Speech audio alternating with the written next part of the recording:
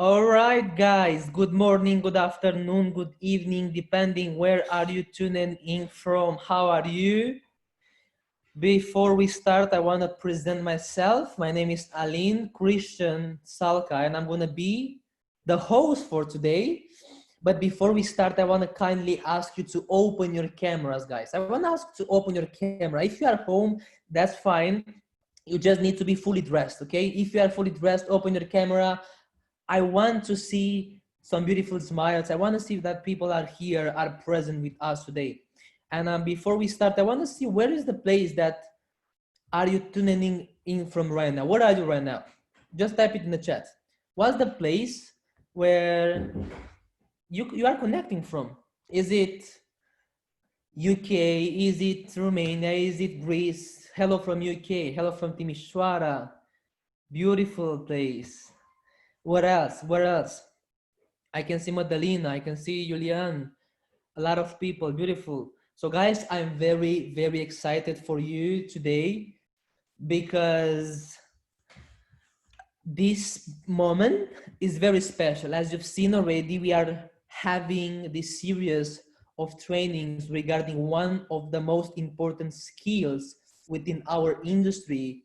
And I've been blessed to be with this industry for the last couple of years. I've seen my mother being with the industry for the last 5-6 years, but we are very aware about the opportunity that is given to us. So today, I'm very blessed to bring in front of you a person that I respect a lot. I mean, the words would not be enough for me to describe the value that he brought in my life.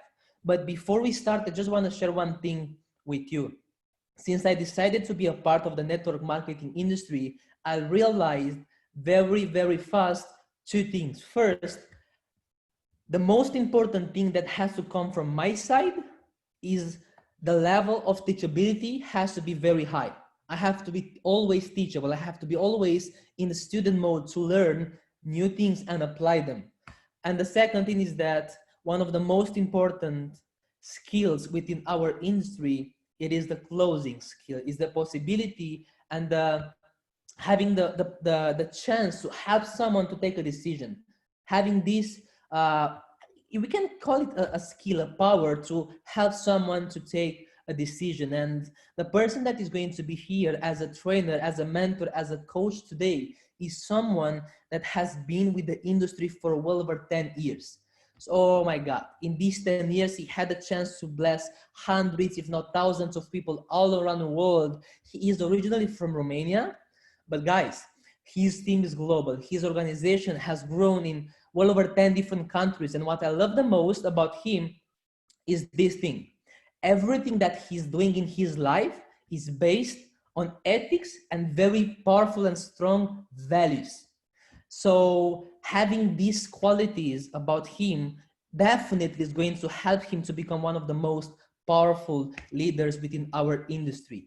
So all I want from you is two things. First, be here, be present for the next 20 to 30 minutes. Be here, don't be disturbed. And second, take a pen and paper and take notes every single time, because he is going to bring the value. He is going to bring the wisdom. The wisdom is the word that is describing this gentleman. He's a leader, he's a father, but more than that, he was a mentor for me and for hundreds of people around the world. So without any other further ado, let's give it up for the one and only Mr. Emanuel Popa.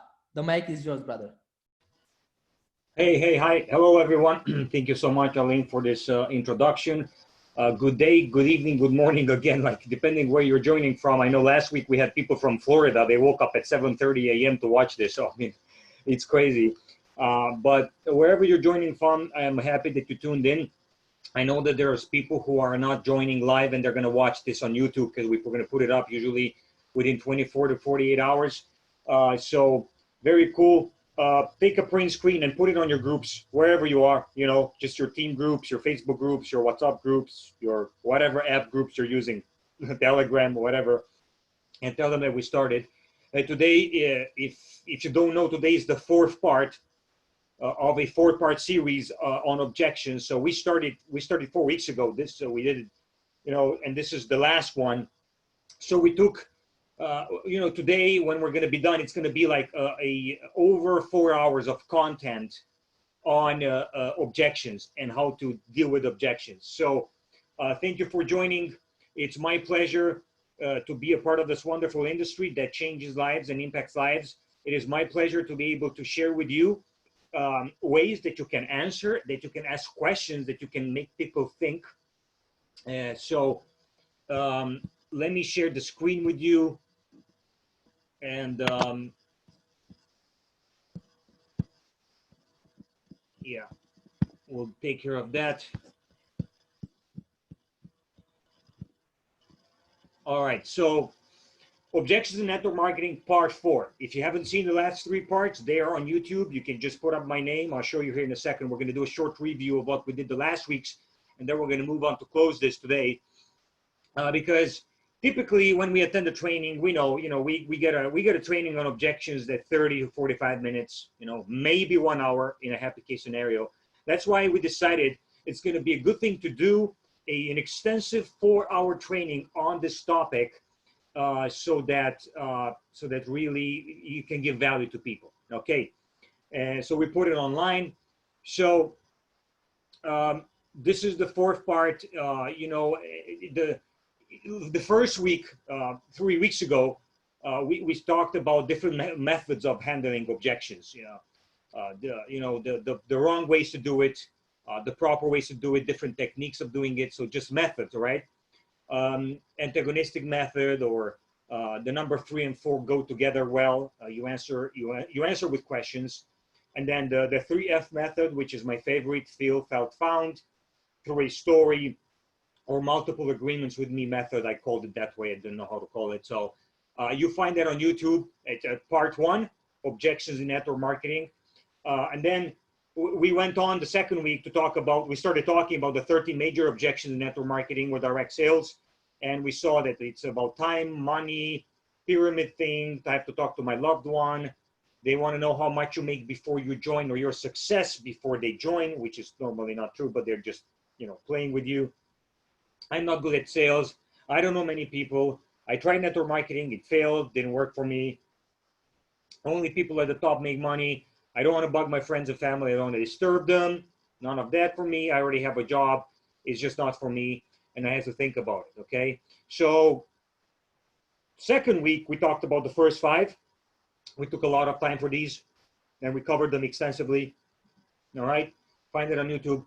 Last week was the 3rd part, and we covered the next 6 objections out of the 13.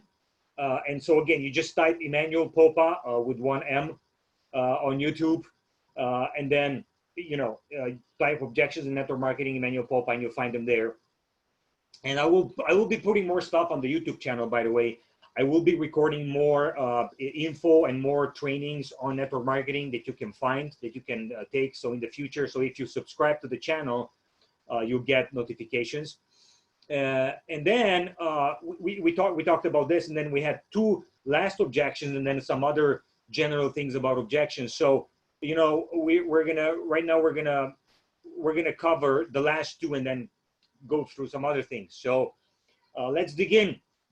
Okay, it's not for me, and I have to think about it. Are the last 2 of the 13? Okay, it's just not for me. It's just not for me. When I hear this, I really don't know what to think. I mean, like I don't know what they're thinking when they say it's not for me. Okay, it's just not for me. What's not for you? So here's a couple of things you can say. Can you tell me exactly what is not for you? And just be quiet and wait, okay? Because he could say, he's probably referring to the business part most of the times. Who knows what he's thinking of, Maybe he's just saying that because he's afraid, or he doesn't believe what he saw is true, or he doesn't trust you, or whatever. You can say, am I to understand that the business part is not for you, okay? But the travel part is for you, right? So again, you can ask it that way.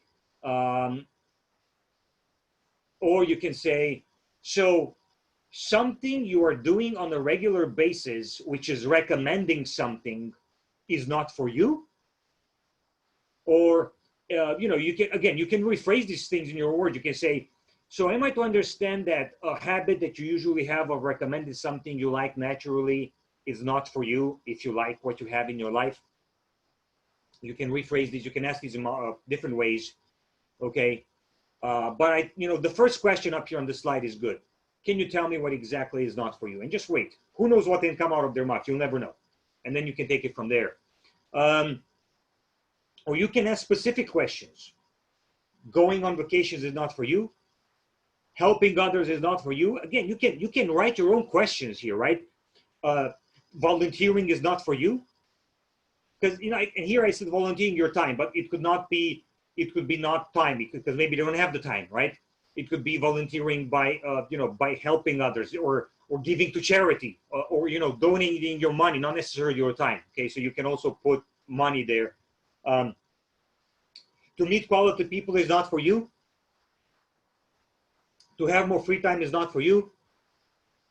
To have more money is not for you. So yeah, there are different ways to ask this, but these are specific questions, right, that you can ask individually. You can ask one of them, you can ask two of them, or you can make a combinations of these questions and ask them in one question. For example, I'm going to give you a couple of examples here. This is a short version. What exactly isn't for you? Vocations, personal development, volunteering, business part, or knowing more people? What exactly isn't more for you? And depending on because again, we're doing these trainings generally for whoever looks at them to be able to get value. Depending on what you're promoting, I mean, if you're in health, you can say, living a healthy lifestyle is not for you, or I mean, just specific, right, to what you're promoting. Or this is a more complex one. What exactly isn't for you? Vacations, extra income, financial freedom, to have your own business, to help others, personal development, free time, to know more people, early retirement, living an inheritance. Now you might say, oh, this is a long list. Okay, just pick a few. Pick 3 or 4 of them. Pick 5 of them. Pick whatever you feel it's comfortable. Essentially, this list, I'll come back to this list. We're gonna talk about this at the end. I use these things in closings. But basically, this question here, the second question, is basically, here you have the main reasons why somebody joins a network marketing company, why somebody chooses to join a network marketing company. So you're putting all of these in a question for them to understand. You're basically telling them what they're getting through the question, okay? Because they don't see this. They don't know that they can get all these things, literally, okay? So you can ask this. Again, you can choose a few of them if you think this is too long. Just a couple of them. Choose a couple of them. Okay, so this is, before we go to the next objection, this is just a couple of things. You can just ask questions. Again, like, what exactly isn't for you? And wait and see what he answers. Now, if you want to follow up, you can come up with one of these questions, right? Go more specific, choose one of them, or choose one of these two if you want to follow up and see what exactly isn't for you. Okay. Because, for example, I had somebody watch the video a couple of days ago, and after they watched the video,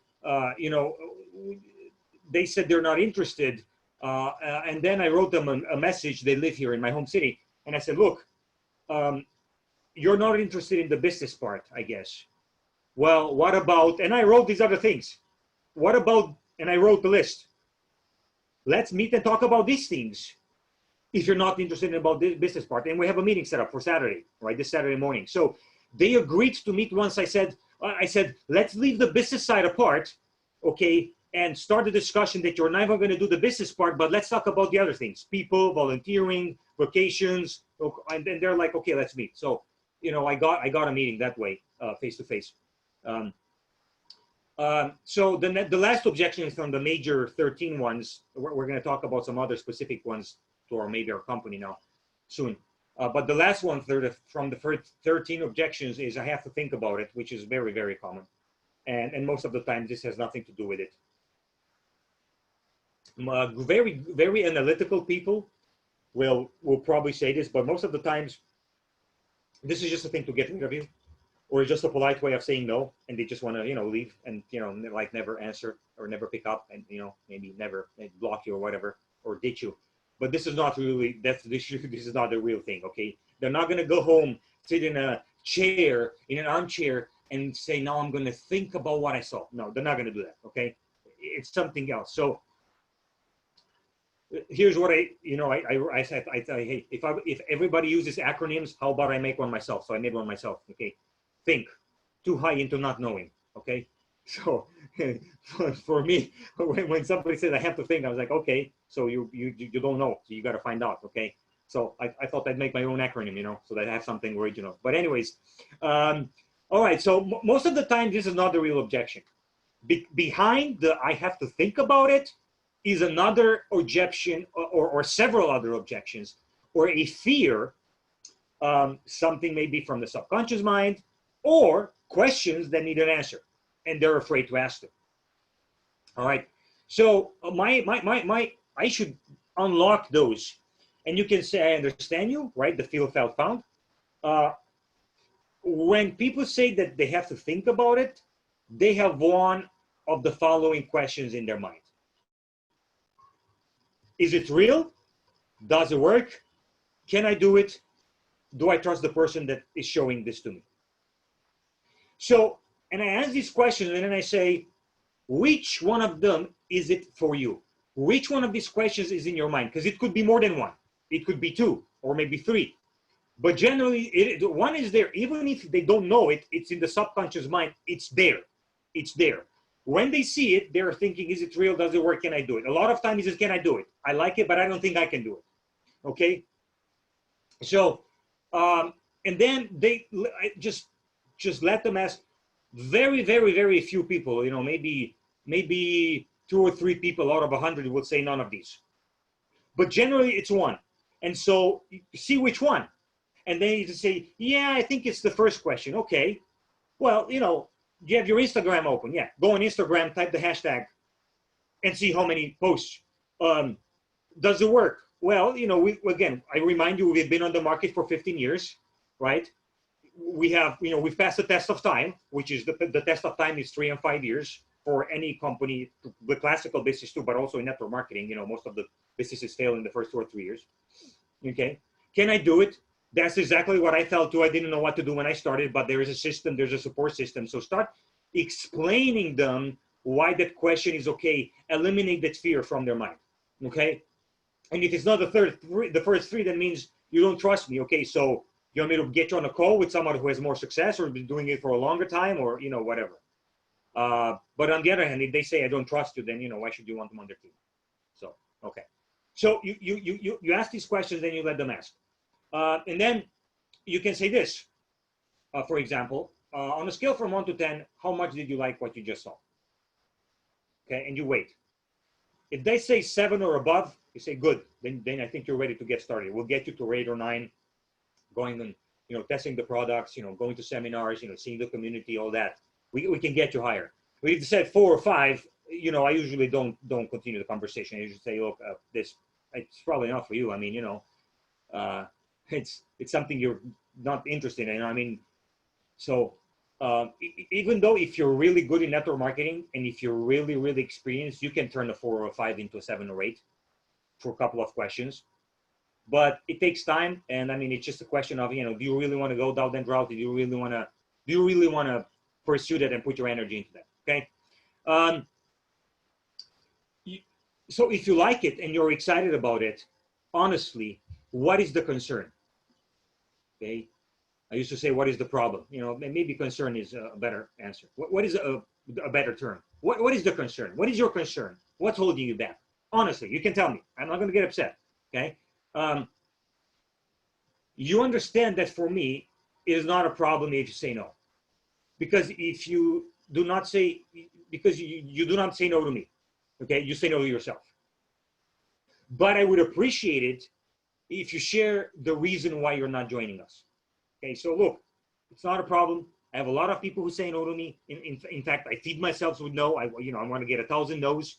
But just wondering why you're not joining us. maybe it's something that, I could improve, or, I could get better for next time, maybe you can give me some advice or whatever. But why aren't you joining us? Okay. Because you're not saying no to me. And you can say, I understand you perfectly. Most people that say they want to think about it really want to talk to someone close to them for advice. Is this something you want? Now, this is a double-edged sword, this question, and you see the problem with this question. If you use this and they didn't want to do this, and you give them the idea, you just give them an idea to do this, and it's not good. So should you use this? I don't know. Maybe sometimes you could, maybe sometimes. Look, most of the people will generally talk to someone. Most of them, out of 10 people, 8 will talk to someone about it. But if they didn't think about this, you're going to give them the idea to do it. So yeah. But again, most of them will do it, and you ask, is this something you want? And they could say, yes, yeah, I want to talk to whoever. Okay. If yes, is the person you want to talk to an expert in the network marketing field and has or had massive success in the industry? Does the person have currently massive success in the industry? Did the person you want to does the person that you want to talk to, did they have massive success in the industry? Okay, you have to make them understand, who are they buying their opinion from? Is the person a member of our company? Okay, and able to share how it is to experience what we offer? Okay, now it's important, and you can ask other questions like, okay, if you want to become a soccer player, who do you talk to? The gymnast or a musician? If you want to become a musician, you're going to talk to an engineer. If you want to become a dental, a dental doctor, you're going to talk to someone who fixes cars. So, obviously they need to understand, they need to someone who has experience and has succeeded in the industry. Okay, or you can say this: I understand you. Those who really want to think about it and evaluate who we are in an intelligent way and sign up as silver. Meanwhile, they get to know us and see who we are while they decide if they want to upgrade to do the business. After all, we're talking about one meal out. Now, depending on the country you're from, okay, because this is, this amount could be one meal in England or in Germany or in Austria. It could mean, maybe several meals in Romania. Obviously, it would be a lot more meals in Africa. So depending on the country you're in, take it and adapt it. Okay, this amount means, in my country it's 5 packs of cigarettes. 4 pizzas. In other country, this means 1 pizza. So adapt. Give a real life example of something they would spend this on a regular basis, and give them that example. Okay, it's nothing. So here's the phrase. Those who really want to think about it and evaluate who we are in an intelligent way, and then you keep going. Okay, that's another way to put it. Now, I can also give them the analogy with the book. You see a lot of books behind me. I usually have a book by my side when I present.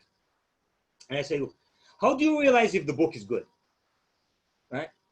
You analyze the cover and the design to decide. I usually pick up a book, right?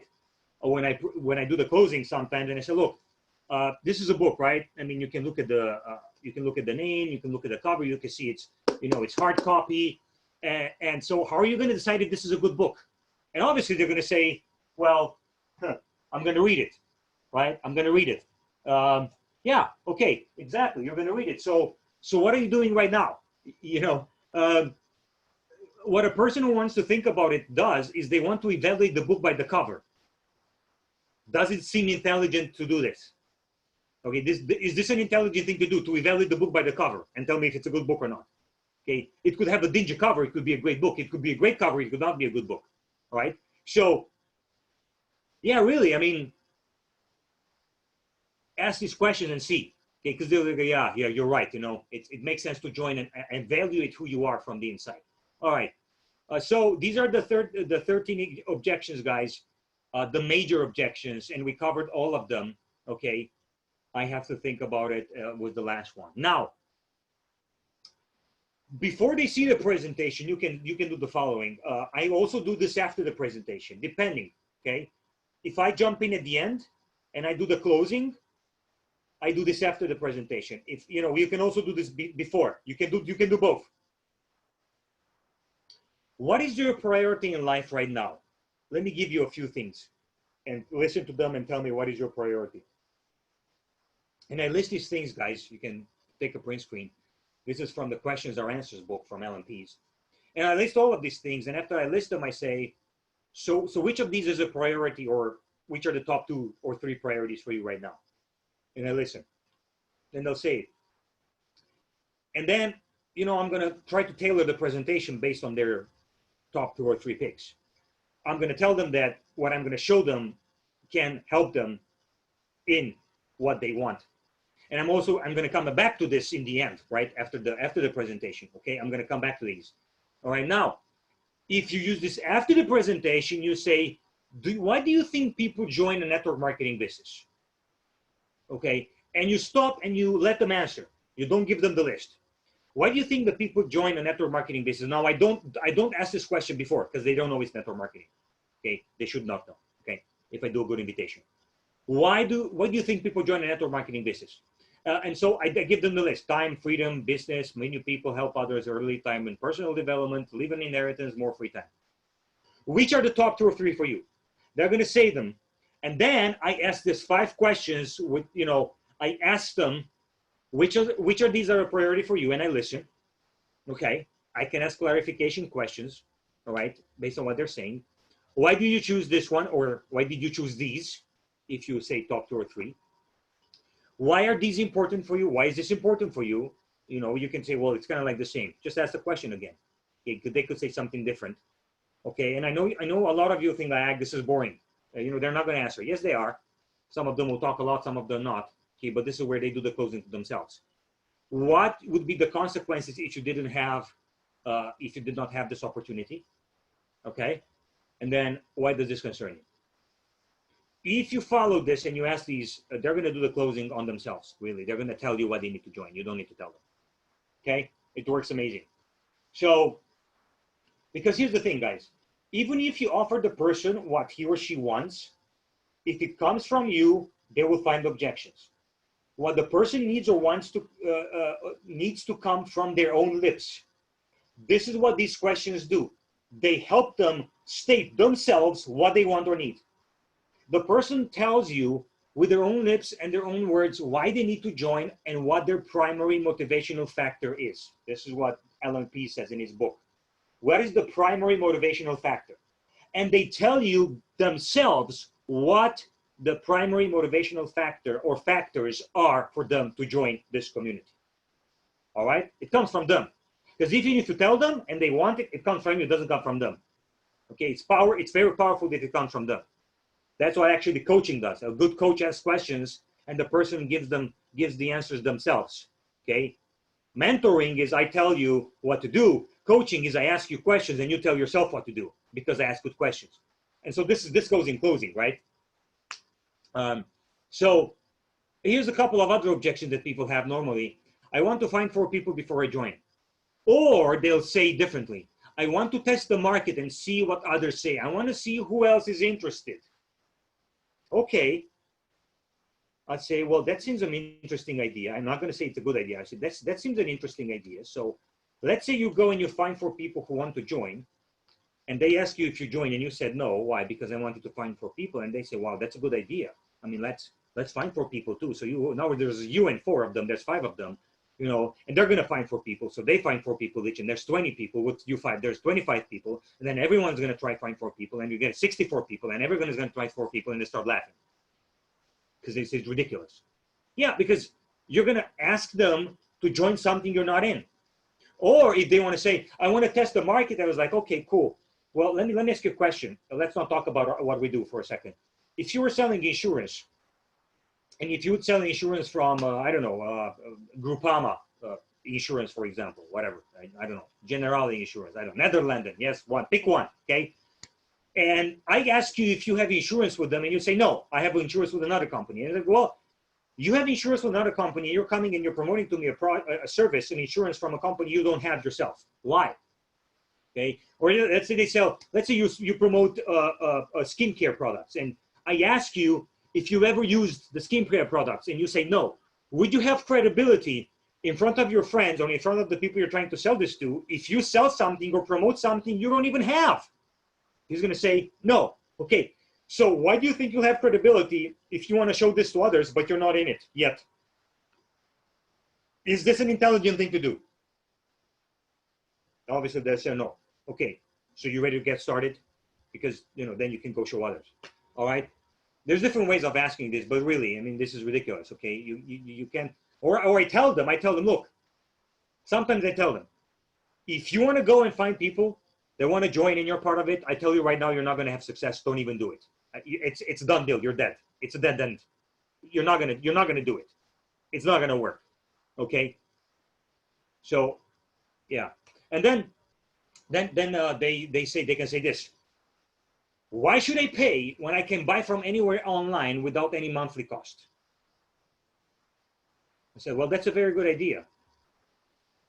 Why do you have a monthly subscription for the internet or the cable or the phone? Well, because they have good deals. Okay. Why do people get a monthly subscription on Netflix, HBO Go, YouTube Premium, Spotify, Zoom? There's more and more apps and more services that you have monthly services for. You know, find out what people are using in your country. Give them those examples. These are monthly subscriptions. Why would people do that? Is that normal? Well, because they have good deals. They have good things that are offered to them. Exactly. Do you understand that that's what's going on here? Or you can say, well, if you go to booking.com or Travelocity or TripAdvisor or, you know, whatever, do you know that when you buy something from their website, you also pay for the advertising that they're doing, and they're spending billions of dollars per year for advertising, or millions for sure, hundreds of millions. Okay, so do you understand that here we don't pay that advertising, and then we don't add the extra cost to the prices because we don't do the classic advertising, and we don't need to inflate the price to cover the cost of the advertising. We just, you know, it's word of mouth. And you can ask that. There's so many ways you can ask that question with the, with online advertising, and how they use it when they pay. When they buy, they pay the online advertising cost that these companies do, and that's why it's more. There's so many things you can say about why it's more beneficial here, because, you know, we offer deeply discounted prices under the market price, you know, and all that. Yeah. But some people say, yeah, but I can find it cheaper in other place. Well, I mean, you know, if I'm doing a BMW and you're selling Ford or Opel, it doesn't mean you're finding BMW more cheaper, you know. Okay, if I'm doing Rolls Royce and you're buying the Ford, it doesn't mean that you're buying Rolls Royce cheaper. You're just buying a different car. Okay, so it's different. Okay.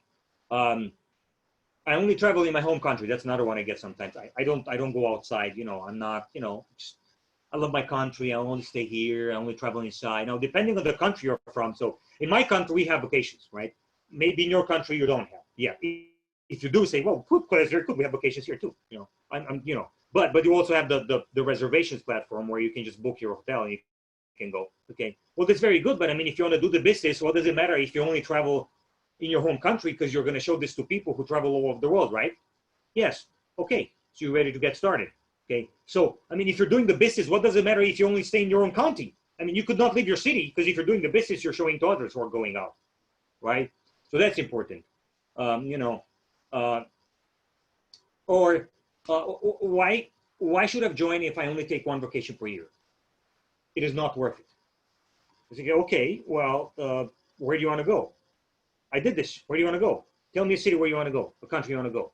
And then I looked up a hotel, and then I looked it up on Booking or TripAdvisor or Expedia, and I showed them that ours is cheaper. And in some cases, it was $400 or $500 cheaper. So that means, yes, it was worth it to join, even if you do one vacation per year, okay, depending on where you go, okay, and depending on the flexibility and all that. But again, if you want to do the business, then there's, of course, it's worth it. If he says, you know, I only want to join for the travel, I don't want to do the business. If I only join for the travel and I do one vacation per year, you know, here's how you can save. And I ask him, okay, well, you only do one vacation per year because you only have the budget for one vacation per year. What if I show you that with the same budget, you can do 2 vacations per year, or you can do a vacation in a city break? Would it work for you? Yes, it would. Okay, so let's look at some prices. Yeah. All right. Now, Here's, guys, some books on network marketing that I would recommend. The Parable of the Pipeline is, in our team, whoever signs up gets this book on WhatsApp the next second after they're signed up. As soon as they're signed up, they get this book immediately. And this is about mindset, okay? To teach them that this is a marathon, it's not a sprint, and they need to wait and they need to work, okay? Also, one that I recommend, but it's more advanced. It's not up here. It's Darren Hardy, Compound Effect. And then the second book I recommend, these are easy books though, by the way, that I'm sharing here with right now. These are very easy books that are easy to read. They can read them in 2 days, okay? Questions or Answers, LNPs. This is about techniques for prospecting. I recommend this a lot. I start with the Parable of the Pipeline. They have to read it first, and then I go to Questions or Answers. The Business School, Robert Kiyosaki. This is about why MLM and the values of the industry. Very good book, very good book. I mean, it just opens your eyes about what are the values of the industry, okay? And then if you want, this next author he's kind of like an old timer, you know, he's getting old, but he's got a lot of value. Big L, Tom Schreider. His name is Tom Schreider. His nickname is Big L. They have at least 7 books, and they're good. They're short, you know. But again, when somebody signs up on our team, we give them the Parable of the Pipeline in PDF, and they have to read that 10 pages per day. It helps them with their mindset. It's a very good book. I've never read a book in 2 days in my life until the Parable of the Pipeline. I read it in 2 days. It was just amazing. It's such a good book.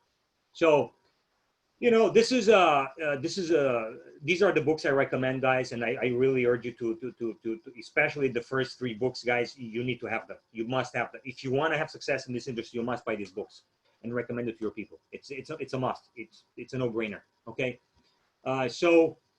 Yeah, this is, you know, these are just the base books, you know, on network marketing. Now, if you want to, you know, leadership and personal development, that's something else. Okay, really something else. But on network marketing, okay, these are really good. All right. So, guys, I think, you know, this is it for you. This was the fourth part. It was a shorter part. You know, the first 3 were a little bit longer. Now, if you have any questions for me, I usually didn't take questions, but now we have a little bit of time. You can write them on the chat, and I'm happy to answer a couple of questions if you have any questions for me about anything from what I've shared in these 4 series part. So let me stop share here, and yeah, feel free to ask any questions if you have any questions. We will put us on YouTube.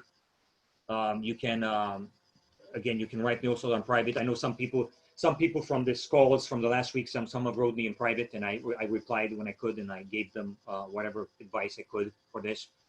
But go back to these trainings, you know, refer your people to them. It helps a lot. Be nice, be kind, don't pressure people. You know, just learn how to ask good questions, guys. Really learn how to ask good questions. Asking good questions makes a lot of difference. And yeah, it's just a beautiful industry, and it works. Okay. So how do you answer an objection about I will do this after COVID? Yeah, this is a common objection some people have right now. You know, call me after the pandemic is over. And I say, okay, well, that's a very interesting perspective. Let me ask you this. What do you think is the wisest thing to do? Do you think it's wise for you to start this in 6 months from now or 9 months from now and be alone? Or do you think it's wise for you to build a team of 20, 30, 40 people now, and when this thing is over, there's 30 of you that are talking to your friends about what we offer. You're not alone. Which is wisest? To start alone in 6 months, or build a network now and there's 30 of you talking to your friends about this? Which is wisest? And, you know, obviously you're going to say, well, the second one. Okay. Then do you understand that what we're doing can be done online from a cell phone? And do you know that the most written phrase on Google and the most sought after phrase on Google in the last months was work from home? And we offer people the opportunity to work from home. Do you understand that? Yes. And then do you understand? If they understand it, do you think it's an intelligent move to jump into a community that can help people make money now before this crisis and isolation and pandemic is over. Okay? Also, I'll say this. Do you know that in the last 3 or 4 economical global crises, the network marketing industry went up while a lot of other industries went down? Do you know this? Do you know this happened? And most of the time they'll probably say no. Okay, because these are the facts. It happened. Network marketing industry grows because a lot of people don't have jobs and they're looking for something else to do. So take into consideration that the network marketing industry goes up in times of crisis and more people are looking for us. Do you think it's wise for you to sit on the sidelines and watch others join others while they don't join you, or it's wise to jump in now and do this now in a time of crisis? Or you can say, what do you think successful people do? Do you think successful people are looking for obstacles or for solutions in a time of crisis? Do you think successful people look for an opportunity or for obstacles in a time of crisis? They'll say they look for an opportunity. Okay, so do you want to be successful, or you want to be, you don't want to be successful? I was about to say average, but I don't want to offend them. Okay, so you want to be successful, or you don't want to be successful? Okay, so right, you just ask these questions. Okay, you can say this. Why do real estate investors buy properties worth of millions and they keep them empty in times of crisis, and they start putting them to rent and selling them after the crisis goes away? Do you realize that that real estate investors create a network of properties which they keep them empty, and they're going to start using them after the crisis is over? So do you realize that what we're doing right now, it is a network of people that are ready to go and kill this thing when this thing is over, and are ready to work right now? Do you understand that the power of a network is also always stronger than the power of an individual?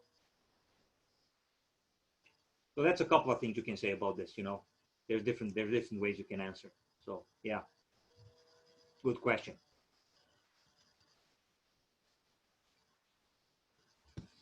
All right, guys.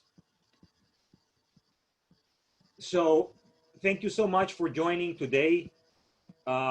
I really hope this brought value to you.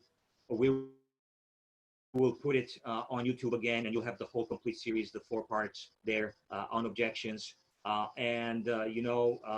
in the wonderful industry. We're creating a wonderful culture.